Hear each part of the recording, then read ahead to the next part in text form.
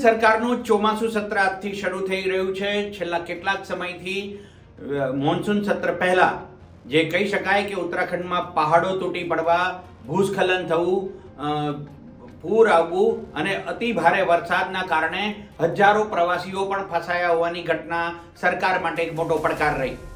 આ વચ્ચે આજથી શરૂ થતા ચોમાસું સત્ર માટે કેવા પ્રકારની ઉત્તરાખંડ સરકારની તૈયારી છે તેના પર ઇન્ડિયા વોઇસે મુખ્યમંત્રી પુષ્કરસિંહ ધામી સાથે એક્સક્લુઝિવ વાતચીત કરી।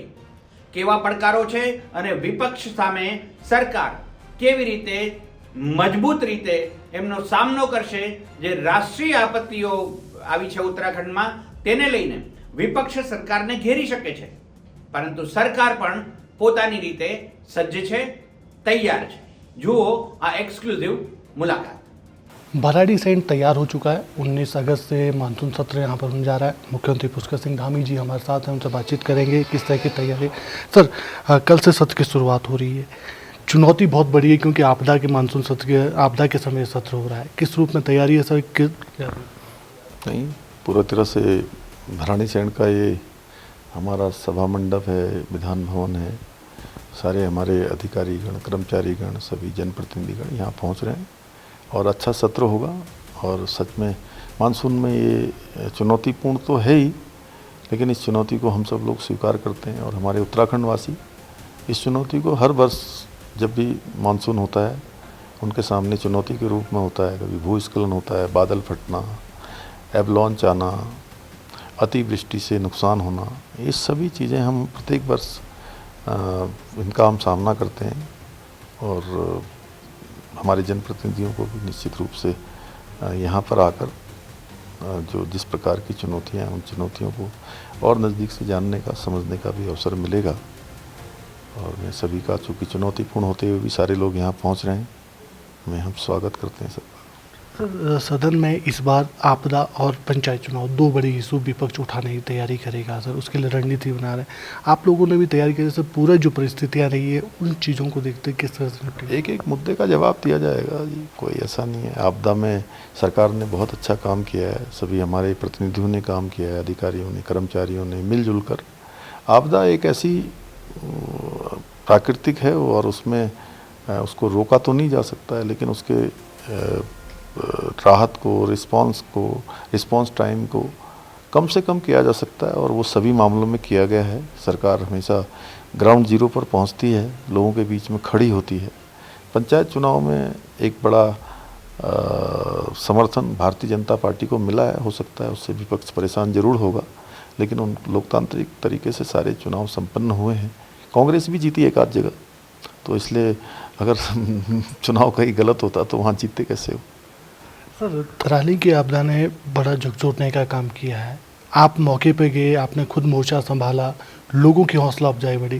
किस रूप में देखते हैं सर, क्या कुछ आप थराली के लिए या फिर जो आपदाग्रस्त क्षेत्र है उनके लिए कुछ करने की योजना है? देखिए, थराली की आपदा बड़ी भयावह थी और उसने सब तहस नहस कर दिया। पूरा थराली तहस नहस हो गया। उसके अलावा पूरे रास्ते, आप में से भी बहुत साथी वहाँ पर बहुत कठिन रास्तों से होते हुए, पैदल चलते हुए, भूखे प्यासे वहाँ तक पहुँचे और उन्होंने वहाँ को नज़दीक से देखा। सरकार ने चाहे वहाँ पर मोबाइल नेटवर्क को तत्काल 2 दिनों के अंदर स्थापित करना हो या वहाँ पर जो 12 किलोमीटर बिजली की लाइन पूरी तरह से क्षतिग्रस्त हो गई थी, तुरंत बिजली को रिस्टोर करना हो, वहाँ पर राशन पहुँचाने का काम हो, अन्य दवाइयाँ पहुँचाने का काम हो, मैन पावर, और जो लगभग 1100 से ज़्यादा लोग जो वहाँ पर फंसे हुए थे उनको 3 दिनों के अंदर ही हेलीकॉप्टर के माध्यम से रेस्क्यू करना हो। और मैं स्वयं पहले दिन ही आपदा के नेक्स्ट डे मैं सबसे पहले पहुंचने वाला, मैं वहां पर बाहर से जितने लोग भी पहुंचे होंगे सबसे पहले मैं ही वहां पहुंचा था। और उसके बाद रेस्क्यू अभियान जिस प्रकार से चला है वो हम सब लोगों ने देखा है। सड़क बनाने का काम तेज़ गति से चल रहा है। गंगनानी के पास लिमचा गाड़ पर जो है बेली ब्रिज बन गया है, स्थापित हो गया, आगे रोड भी बन रही है। और जो हरसिल में झील बन गई थी, वो झील में भी मैनुअली काफ़ी काम हुआ है, पानी वहाँ से निकल रहा है।